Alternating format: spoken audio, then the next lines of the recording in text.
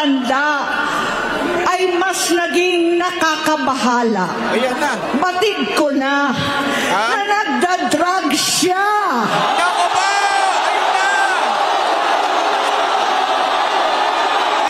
Kita nyo ba yun? Kita nyo? Umiindak-indak pa yung mga tao. Natalon pa eh. Nakita ninyo? Hindi kasi ako, naintindihan ko talaga na ayaw maging political na mga taga-INC. Kaya hindi binabanggit dyan sa kanilang stage yung Marcos resign o bangag si Marcos. Pero alam mo yung saloobin ng tao eh. Kaya nga nung nagsalita, abay, nalundag pa. Bakit? Finally! Malaking bagay ho ito. You know why? Sabi ko nga ho sa inyo, kung ang bumatikos ay mga Duterte, syempre sasabihin nila, kasi opposition lang kayo. O bumatikos congressman, kasi ganito eh. Ay, senador kayo ganyan eh. O mga political blogger, kasi Duterte kayo. Ganyan eh. Diba? Pero eto ho, kapatid.